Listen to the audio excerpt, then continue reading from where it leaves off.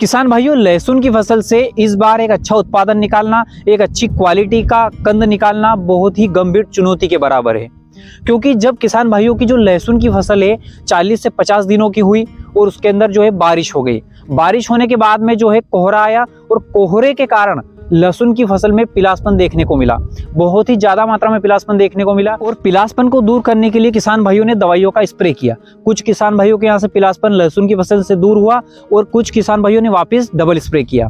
वहीं फिर एक दूसरी समस्या सामने आ गई कि लहसुन की फसल में कई किसान भाइयों के यहाँ पर जो है टापे बैठने की समस्या आ गई। यानी कि एक खेत में एक कोने पर लहसुन की फसल अच्छी खड़ी है, दूसरे कोने पर बैठी हुई है। किसान भाइयों ने उसके लिए खर्च किया। और तीसरा, अभी 2-3 दिन पहले फिर रात को जो है थोड़ी बहुत हल्की फुल्की बारिश हो गई और उसके बाद अब जो है कोहरा वापस आएगा और वापस किसान भाइयों की लहसुन की फसल में पीलापन देखने को मिलेगा। फिर किसान भाई उसके अंदर खर्च करेगा।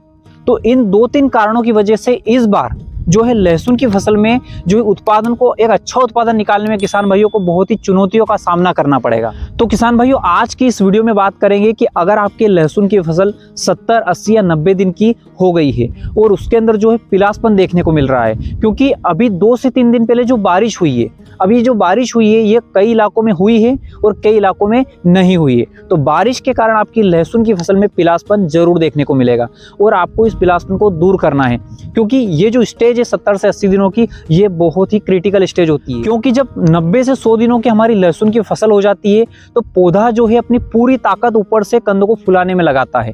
और ऐसी स्थिति में अगर आपकी फसल में कोई बीमारी का अटैक हो जाए तो पौधा जो है कमजोर हो जाता है और वहां पर जो है आपको उत्पादन में लॉस हो सकता है, उत्पादन वहां पर आपका घट सकता है।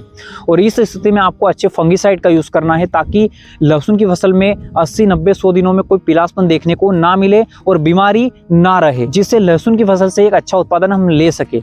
तो आज की इस वीडियो में हम बात करेंगे लहसुन की फसल में 70, 80 या 90 दिनों में हमें कौन सा फंगिसाइड यूज करना है ताकि लहसुन की फसल से जो है पीलापन दूर हो सके। तो नमस्कार, मैं हूं दिलीप और स्वागत करता हूं आप सभी का फार्मर प्रोटेक्ट यूट्यूब चैनल पर। जो किसान भाई हमारे इस चैनल पर पहली बार जुड़े हैं और जिन्होंने अभी तक चैनल को सब्सक्राइब नहीं किया है, नीचे दिए गए लाल कलर के सब्सक्राइब बटन पर क्लिक करें और पास में जो लगी घंटी उसे जरूर दबाएं ताकि ऐसी ही इंफॉर्मेटिव वीडियोस आपको समय समय पर मिलती रहे। तो किसान भाइयों, सबसे पहले बात करते हैं कि अगर आपकी लहसुन की फसल 70 से 80 दिन की हो गई है तो आपको उसके अंदर कौन सा फंगिसाइड यूज करना है। किसान भाइयों, आप इसके अंदर जो है BASF का मेरिओन यूज कर सकते हैं। BASF का मेरिओन एक बहुत ही अच्छा फंगिसाइड है। और इसके अलावा अगर आप चाहे तो बायर का नेटिवो भी यूज कर सकते हैं। बायर के नेटिवो की अगर हम बात करें तो इसके अंदर जो है टेबुकोनाजोल और ट्राइफ्लॉक्सोस्ट्रोबिन का जो कॉम्बिनेशन दे रखा है। अगर हम बात करें इनके डोज की तो अगर हम नेटिवो यूज कर रहे हैं तो नेटिवो को हम 100 ग्राम प्रति एकड़ की दर से यूज कर सकते हैं। वहीं अगर हम मेरिओन की बात करें, BASF के मेरिओन की बात करें तो 80 ml प्रति एकड़ की दर से आप इसको उपयोग कर सकते हैं, जो आपकी लहसुन की फसल से जो पीलापन को दूर कर देंगे। दोनों ही फंगिसाइड बहुत ही शानदार है और बहुत ही भरोसेमंद कंपनी के प्रोडक्ट है। यानी कि BASF और बायर बहुत ही बड़ी कंपनी है। ये जो 2 प्रोडक्ट है इनके, ये बहुत ही अच्छे रिजल्ट है इनके। किसान भाइयों, ये तो हो गए 2 फंगिसाइड, दोनों में से आप कोई सा भी एक उपयोग कर सकते हैं। इसके साथ में आपको लेना है किसान भाइयों ओमेक्स का जो बायो 20 आता है। बायो 20 आपको लेना है 200 से 250 ml प्रति एकड़ की दर से। किसान भाइयों, इसके अंदर जो है NPK की मात्रा भी दी गई है और इसके अंदर सीवीड भी दिया गया है। तो यह आपकी फसल से जो है पीलापन को दूर करने में मदद करेगा, यानी कि ग्रीनलेस लाएगा आपकी फसल में। आपको दोनों में से एक फंगिसाइड लेना है और साथ में आपको बायो 20 लेना है। ये 2 का कॉम्बिनेशन आपको लेना है और साथ में आपको थ्रिप्स की दवाई तो लेना ही लेना है। जलेबी हो तो जलेबी की दवाई भी लेना है। ये 2 कॉम्बिनेशन आपकी लहसुन की फसल से जो पीलापन को भी दूर करेंगे और फंगस को भी दूर करेंगे और आपकी लहसुन की फसल में ग्रीनलेस भी लेकर आएंगे। ये तो हो गया किसान भाइयों जब आपकी फसल 70 से 80 दिन की हो जाए तब आपको यूज करना है। अब बात करते हैं किसान भाइयों, जब आपकी फसल 90 दिन की हो जाए या 90 दिन की बाद की हो जाए तब आपको कौन सा फंगिसाइड यूज करना है, तब उसके अंदर आपको कौन सा दूसरा टॉनिक यूज करना है या कंद को फुलाने के लिए कौन सी दवाई यूज करना है, उस पर थोड़ी डिटेल में बात करते हैं। किसान भाइयों, जब आपकी फसल 90 दिन से ज्यादा की हो जाए तो आपको यही 2 फंगिसाइड तो लेना ही है। यानी कि मेरिओन आप ले सकते हैं या आप नेटिवो ले सकते हैं। दोनों के डोज हमने आपको बता दिए हैं। ये दोनों में से कोई सा भी एक फंगिसाइड आपको लेना है और इसके साथ में आपको लेना है केलमेक्स गोल्ड। ये भी ओमेक्स कंपनी का ही आता है। किसान भाइयों, ओमेक्स कंपनी का जो केलमेक्स आता है उसके बहुत ही शानदार रिजल्ट है। हमने पर्सनली भी यूज कर रखा है।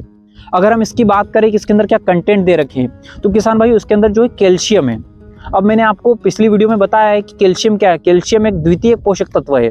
कैल्शियम अगर हम हमारी फसल में डाल रहे हैं तो यह जो है तने की साइज को बढ़ाएगा, कंद को फुलाने में मदद करेगा, साथ ही आपकी फसल में जो है कंद फटने की अगर समस्या आती है तो उसको भी दूर करेगा, क्योंकि इसके अंदर बोरोन की मात्रा भी दी गई है, साथ ही मैग्नीशियम भी दिया गया है और भी जिंक और अलग जो है तत्व दिए गए। इसके अंदर बहुत सारे कंटेंट इसके अंदर दिए गए हैं जो आपकी लहसुन की फसल से पीलापन को दूर करेगा, यानी कि पीलापन भी नहीं आने देगा और कंद को भी फुलाने में मदद करेगा। तो अगर आपकी लहसुन की फसल 90 से ज़्यादा दिनों की हो गई है तो आप मेरीवन, नेटिव दोनों में से कोई सा भी एक फंगिसाइड ले सकते हैं। साथ में आपको केलमेक्स गोल्ड लेना है 200 से 250 ml प्रति एकड़ की दर से। किसान भाइयों, मैंने अभी आपको फंगिसाइड बताया है और टॉनिक बताया है। अब इसके अलावा आपको थ्रिप्स की दवाई भी यूज करना है।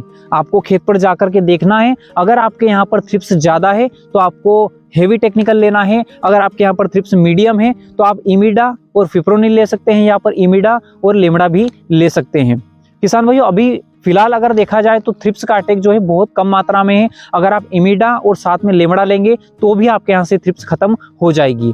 साथ में आपको एंटीबायोटिक और चिपको जरूर लेना है, क्योंकि चिपको जो है आपकी लहसुन की फसल में थ्रिप्स को खत्म करने में बहुत ही कारगर है। क्योंकि जब हम दवाई का स्प्रे करते हैं तो दवाई ऊपर ही रह जाती है, दवाई अंदर पोई में पहुंच ही नहीं पाती है। साथ में आपको एंटीबायोटिक जरूर लेना है। एंटीबायोटिक अगर आपकी लहसुन में जलेबी की समस्या दिखाई दे रही है तो वहां पर एंटीबायोटिक आपकी जलेबी की समस्या पर काम करेगा, इसलिए एंटीबायोटिक जो है आपको हर डोज में डालना चाहिए। हमने हमारी फसल में हर डोज में एंटीबायोटिक डाला है, हर डोज में हमने वेलिडा डाला है, कासुगामाइसिन तक भी नहीं गए हैं, सिर्फ वेलिडा डाला है हमने। और अभी आप देख सकते हैं हमारी जो लहसुन की फसल है उसमें कहीं भी आपको जलेबी की समस्या दिखाई नहीं देगी। किसान भाइयों, ये जो मैंने आपको कॉम्बिनेशन बताए हैं आप इनका यूज कर सकते हैं। मैंने पर्सनली घर पर यूज किए हुए हैं और बहुत ही जबरदस्त इनके रिजल्ट हमें मिले हैं। किसान भाइयों, जानकारी आपको कैसी लगी आप हमें कमेंट करके बता सकते हैं। और जो किसान भाई अभी तक हमारे चैनल से नहीं जुड़े हैं, जिन्होंने अभी तक चैनल को सब्सक्राइब नहीं किया है, नीचे दिए गए लाल कलर के सब्सक्राइब बटन पर क्लिक करें और पास में जो लगी घंटी उसे जरूर दबाएं, ताकि ऐसी ही इंफॉर्मेटिव वीडियोस आपको समय समय पर मिलती रहे। मिलते हैं अगली वीडियो में, तब तक के लिए जय जवान जय किसान।